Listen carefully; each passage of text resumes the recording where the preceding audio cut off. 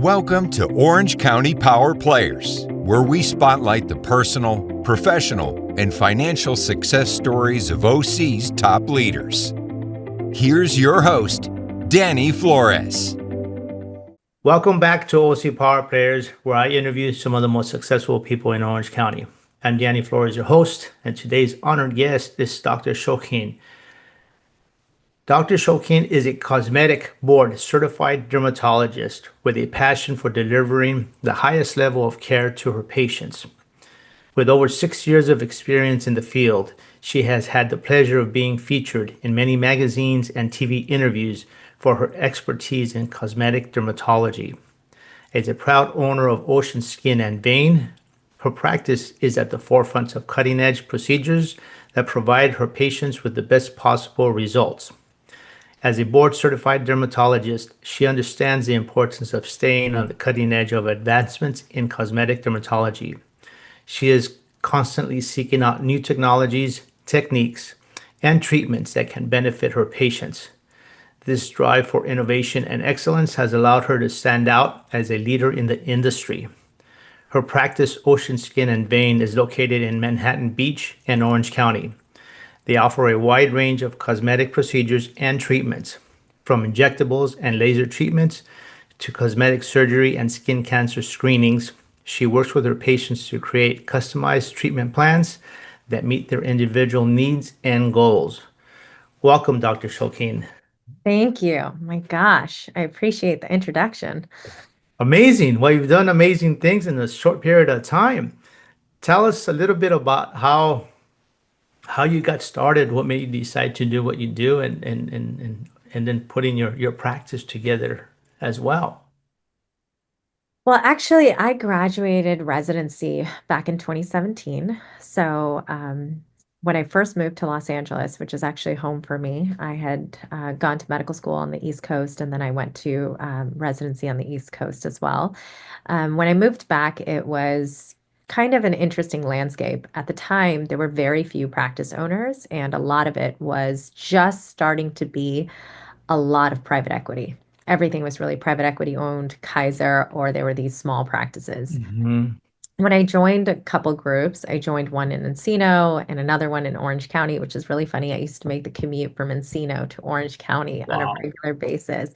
I really was trying to figure out what I wanted to practice in, what kind of patient population I wanted to see, what kind of cosmetics I wanted to do. And it was one of the most invaluable learning experiences because in Encino, I had a certain kind of patient population, and in Orange County, I had an entirely different kind of population. So it really gave me a marriage of two of what I could be capable of doing and what Mhm. the patient actually needed.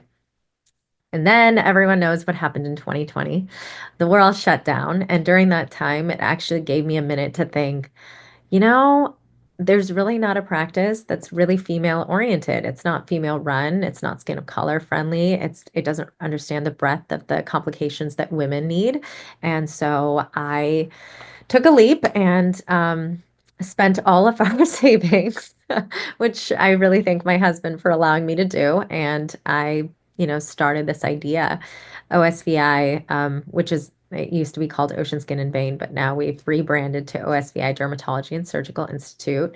Um, it became like a place where I kind of learned how to become a true cosmetic and medical dermatologist because at the end of the day, we had a lot of skin cancers and we had a lot of skin conditions that needed to be taken care of, but we built upon all of that and then we were able to cater cosmetic treatments to those, skin cancers, to those medical conditions and really give people more of a voice in their medicine. As years went on, I had other dermatologists who were like, "Hey, I really like the brand that you're building. I'd like to join." And um, that's where Manhattan Beach started. That's where Torrance started, and now we just are starting West Covina. So we've definitely slowly and steadily grown, but mainly because our patients are finding something that I guess was lacking, and I'm honored that they trust me. Wow, that's amazing. So you're saying four stores, you're on your fourth one now? We are, and it really is. I mean, I don't know, maybe it's really a testament to my patients and nothing that I have personally done. It's truly because they have referred. We don't do marketing. We don't have brands. We don't do Google ads. It is 100% word of mouth, and I could not be more honored. It's truly been a pleasure to be a doctor. Yeah, no, that is amazing. And that's amazing growth. Now, I think COVID 2020 changed a lot for so many people, right? Yeah. It made you kind of come back and then say, okay, do I really want to do this? Is this, the type of life that I want? If you're rethinking your career, in your Yeah. case, you were just barely figuring out how to even get started. So that's like 5 years ago to be on the fourth one. So congratulations on that. That's amazing. Thank you. I mean, I honestly can't take all of the credit. I have an incredible team behind me. It is, my office managers, my, staff, like they have been with me for so long. I genuinely, it brings tears to my eyes because they're the heartbeat. They're the reason that patients keep coming back. I may be the executioner of, said task, but they really put their heart and love and soul into building this practice. So could not have done it without them, 100%. So and I get that, right? It's a team effort. Any business, any successful business is a team effort. It's just not one person. You can't do it by yourself. You Bottom line. cannot, No, you can't do it by 100%. yourself. Yep. But getting started in it, and how did you learn the structure, the business structure? I mean, you were a doctor already, but and you knew the procedure side, but there's also the business side to be able to all the things in the back end, the administrative side, building, hiring. Um, s- s-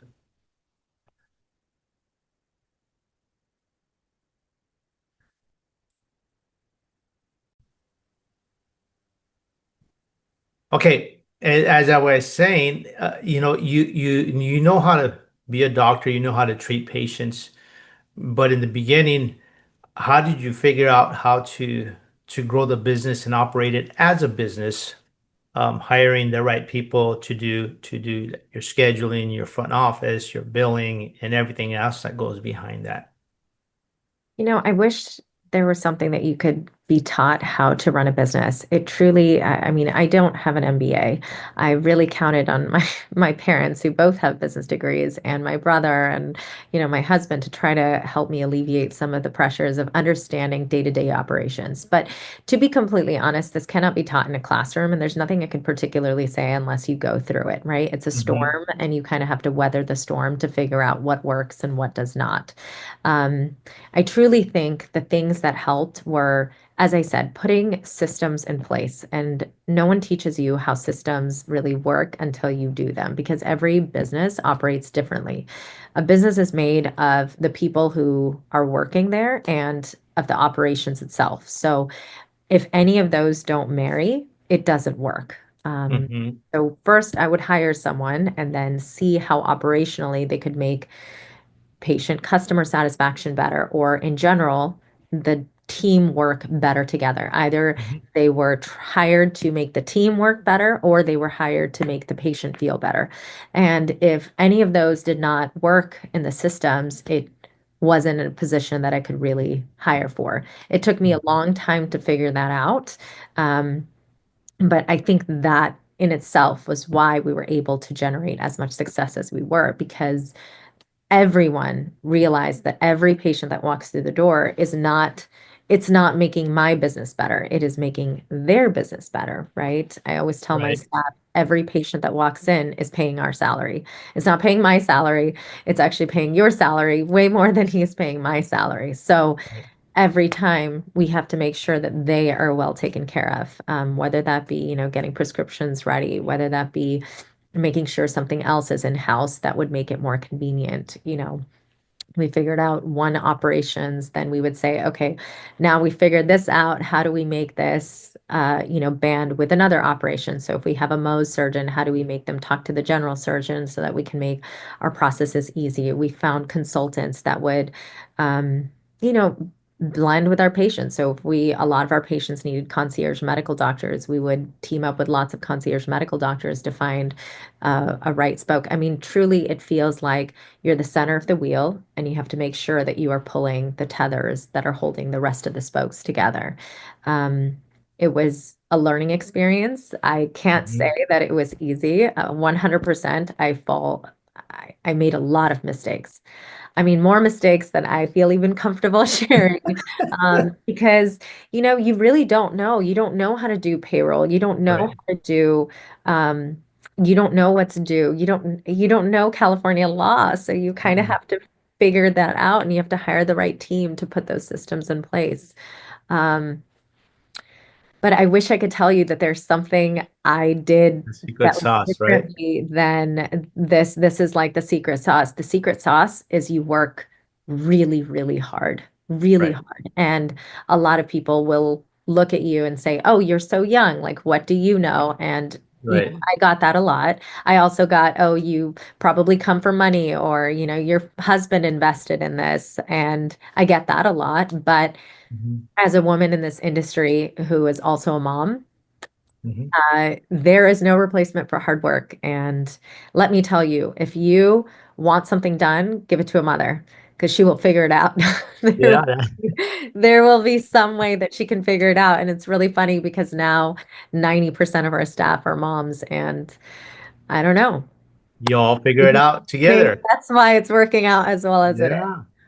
So Yeah. that's amazing, but is it safe to say that on your first one you were able to figure things out? So when you open up your second location, it was a little bit easier because you're just picking up the playbook and implementing it in the new place. And then you're still refining, right? I don't think refinement ever stops because there's new technology that comes up and you start implementing it. You just get better and better. Maybe somebody else comes into your team that has experience in something you guys have never thought of. So I would assume that it's constantly just getting better, but you're just picking up the playbook and starting over and starting over makes it a little bit easier.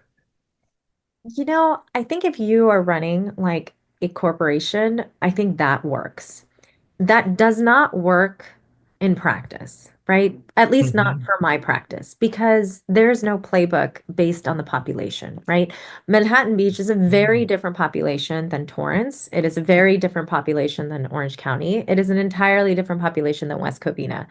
If you don't understand the community that you're growing in, your business will not be successful. And I had to learn that the hard way as well. So, Hmm. you can try to implement a playbook and say, okay, well, we did this, we put this plus person in place, we have this medical assistant, we have the same systems, but it's not flying. Why is it not working? And we would do troubleshoot, and it's actually, there's an excellent podcast since we're talking about that. They were talking about how the CEO of Starbucks took Starbucks to China and was like, hey, it works so well in the United States. It's got to work well here. And it didn't. The drinks were not working the same. Their cost production was not working the same. People were not staying on as much. And so he had to figure out what the population needed. And that was actually a pivotal point for me, understanding that, hey, there is no playbook. I have to really embed myself in the community in order for them to appreciate what we have to offer. And each office took 2 to 3 years before we could even say that it was really running on its own, because until you have the right population seeds. I don't know any other way to say it other than Yeah. understanding who you are taking care of. It will not be an effective way to grow.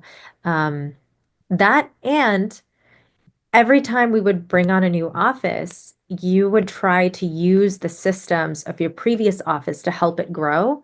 And that also did not work because the previous office was like, I don't want to take on the headache of another office. So you would have to Hmm. hire new staff, but that new staff would want some camaraderie. So, you know, it was a learning experience. It's not about a playbook. It can never be about the playbook because then you're just building a private equity team. And that's not what I was building. I was building a community. That's very interesting. And yes, all those different areas or different locations are totally different in population from one from the other. I can see where one community's need is different than the other community's need because of the diversity in the locations. And so that's super interesting you bringing that up. And I guess understanding that has probably been one of the biggest pieces of the puzzle for the success that you've had because you can go to a different location, learn the demographics, learn their needs, and then figure out how to provide a service for them. That's correct. That is awesome. Now, it seems like, and correct me if I'm wrong, that part of the procedures that you guys do are because of a need, skin cancer, things of the sort. But it also seems that part of it is like, you know what? I need some confidence. I don't like the way my nose looks, or I don't like, I got to change something on me because I want to feel confident. I want to look younger. So it kind of explained to us how that works, one versus the other. So it's all intertwined, right? How you look enters the room before you open your mouth. Mm-hmm. We all know that. When you walk in the door, they've already the standard person actually makes a opinion about you within 3 seconds of seeing you. And it's just something that we live in. Like we are just Mm-hmm. a visual society. That's how it works. Mm-hmm. So to discount someone's looks or attributes is, I mean, it's completely a lie because you need to be able to look good so you feel confident. So when you walk in the room, you have a different outlook, you have a different opinion as soon as you enter the room. Right, right. When we saw our patients, and if you have skin cancers and medical necessities, for sure, those need to be addressed first because obviously we want to take care of the most pressing matter. However, when we were doing that, let's say that the skin cancer was on your face, it was on your nose, and you now have a scar on your nose. And even the best surgeon will tell you a scar is a scar. And sometimes it's a good scar, sometimes it's not a great scar, but then we started pivoting and being like, hey, well, we can fix that. We have lots of lasers. We have lots of solutions to the problem. We can Mm-hmm. definitely fix that. And patients appreciated it. What's Mm-hmm. interesting Right. is I have more thank you letters and gifts on my counter at the when it comes to Christmas than my husband, who's actually saving lives on a regular basis, like literally saving their life. Yeah. And yet I bring home like baskets and baskets because truly walking into a room, you want to feel good. And when Mm-hmm. we started adding more lasers, we started adding more procedures, we started bringing on cosmetic surgeons, people were so appreciative because then they could really come in and say, hey, I don't like this. I want to try to fix it. And we do our best within reason. And because a lot of us are board certified dermatologists, we say no often. We'll sometimes say, hey, this looks good. I'm going to take you there. Aesthetically, this is what we want to achieve. This is our goal. However, if a patient's like, I really want the nose of XYZ, I'm like, oh, we may not be the right practice for you because our goal is to make you look like the best version of your unique identity, not to change it to be somebody else. So it also taught us how we wanted to practice cosmetics. Uh, I guess that's a long-winded answer of just saying that cosmetics became intertwined with medicine because Mm-hmm. even though in most other medical conditions, it's hidden, in this particular field, everything is out there. Right. Everyone can see everything, and our Yeah. job is to make you feel confident. So when you walk in the room, they're going to base their opinion on what you say, not on how you look. Yeah, no, that's very interesting. Um, what you said that if a patient is asking, make me look like somebody else, that you're like, that's not your focus. It's to create the best version of themselves. Yep. And that's actually our logo. If you go on our website, it says, we're here to bring your natural beauty to the forefront. That's powerful when you think about that, because why not you be the best you that you can be? Don't Right. be somebody else that you're not. Yep. And that should and it's about the confidence too, right? Like you said, when somebody walks in the room, people have 3 seconds to look at you and say, make a decision about you. But if you're able to walk in the room, you feel good about yourself. People like you in three Yeah, seconds, and exactly. It connect. changes that, right? Yeah, yeah. That I Yeah. mean, regardless of what you do, you can be like a master networker because of your business, or maybe not as much exposure, but that's having the confidence can really drive your life success, not only in business but personal with your children, your spouse, or if you're looking for a partner, whichever way, it just makes you feel better, and everything else around you ends up being better. Exactly. And I think the other concept was, you know, I'm Indian, and every time I look at my face, I see a little bit of my dad and I see a little bit of my mom.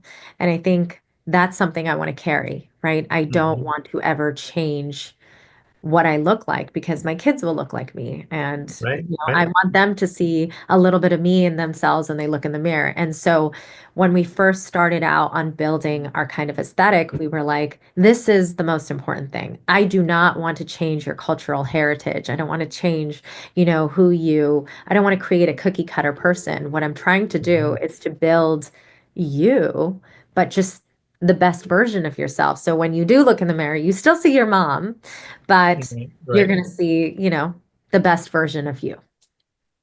Yeah, no, that's amazing. And that may be the reason why you get so many thank you letters and gifts at on Christmas time, and maybe even throughout the year, because people are just like, even though you said your husband's saving lives, but maybe somebody says, well, it's just old me again that continues, versus in what you do is like you're creating the best version of that particular person. Yeah. Yeah, so that's really interesting. Now, as we wrap up the interview, what exciting plans do you have in the next 6 to 12 months? You know, I also have a skincare line that we have grown from scratch, based on, our patient population. So we're continuing to grow that. I have 3 kids, so I am trying to juggle, that as well. I don't know. To be to be frank, I have to say, um, hard work may be part of it, but I sometimes think that I don't know, maybe I have a greater purpose and somebody's kind of directing me because things kind of happen, and when they do, we run with it. A lot of the opportunities that have come to me, they kind of just happened. Mhm. There were doctors who were selling their practice at a time where they weren't able to succeed in that practice, and I was like, okay, I mean, that's how I took over Orange County. It was during the COVID, and he couldn't find anybody to work there. And I was 8.5 months pregnant, and I didn't know like if I should take on this task. My family was like, absolutely not. You have a child at home, you're pregnant, like you Mhm. can't possibly bring Yeah, on another yeah. practice. And I was like, you know what? Let's do it. Let's figure it out. And Yeah. I took on like 10 days of maternity, and I, worked half a day. I would come home by 2:15. I had great help at home, and we built it. And I know I was away from home for a formative part of the first year of my son's life, but I hope he looks back and says, my mom did that. My mom built that. Mhm. And so I think that's what I'm excited to do. I'm excited to continue to build on everything that we have. That's amazing. That's amazing. Have you heard the saying that the harder you work, the luckier you get? Well, I mean, I don't know. I think I'm pretty lucky. I don't know who's looking down on me, but I feel pretty lucky. But I'm doing, that's because of the hard work you're putting in. People are noticing, right? If you were at home not doing anything, nobody's going to come knocking on your door saying, "Hey, Dr. Shokeen, here I have this opportunity and that opportunity." You're out there in the world trying to conquer whatever your purpose is, and all of a sudden things happen, yeah. Well, we'll see. So right? hopefully in a year, I have more news for where we are. There you go. There you go. We have to have an updated interview in a year from now to see what the progress has been, what your children are doing, how big they are, because children grow so fast. So fast. I have four myself, four boys, and they're in their early 20s, so I get that process. Yeah. It's Yeah, I have cool. two boys and an 8-month-old daughter. So Congratulations. thank you. Yeah, Thank that you. is awesome. Thank Well, you. Dr. Shokeen, now if somebody is listening and somebody needs some of your services or wants to get involved or whichever way wants to bring you more luck, how could they get a Oh, hold of you? you can always find us on our website. I do have a social media following as well. So, OSVI Dermatology and Surgical Institute, feel free to come by and visit us anytime. And then I am on social media, Dr. Shoskin. So it's just a way for me to, honestly, it started off by just being a place where my patients could ask questions, and it's slowly grown. So thank you. And I appreciate all the luck. Yeah, very good. Well, thanks so much for coming on. And to our audience, please go to ocpowerplayers.com and follow us on your favorite channel. Thank you so much. Thank you. Appreciate it. Thanks for listening to Orange County Power Players. Want to share your success story? Apply to be a guest at ocpowerplayers.com/guest.